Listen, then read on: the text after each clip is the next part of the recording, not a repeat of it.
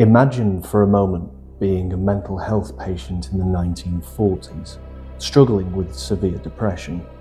A doctor approaches you, holding something that looks like an ice pick and says, "This will cure you."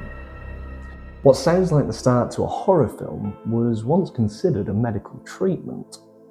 In the mid-20th century, the lobotomy was hailed as a breakthrough. Surgeons believed cutting connections in the brain's frontal lobes could calm anxiety, depression, and even schizophrenia. Thousands across Europe and America underwent this 10-minute operation, often performed through the eye socket, using a hammer and a tool called the orbitoclast.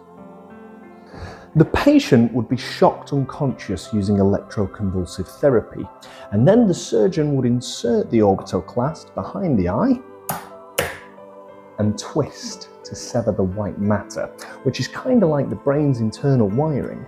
Reportedly, a third of patients improved, but another third were left heavily disabled, and the rest didn't survive. Rosemary Kennedy, sister of US President John F. Kennedy, was lobotomized in 1941. She entered surgery as a vibrant young woman and left unable to walk or speak. She lived the rest of her life in a care home, and her case exposed the true horror of this so-called miracle cure. Doctors didn't just operate on the severely ill. Lobotomies were also used to correct homosexuality, control women deemed disobedient, and silence patients who didn't fit social norms. The last lobotomy, performed by its most infamous pioneer, Dr. Walter Freeman, was in 1967. His patient died of a brain hemorrhage.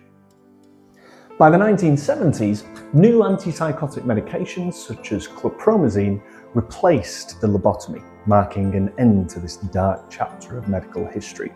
And today, well, we've come a long way. Mental health issues are now treated with compassion, science-backed research, and respect for every individual.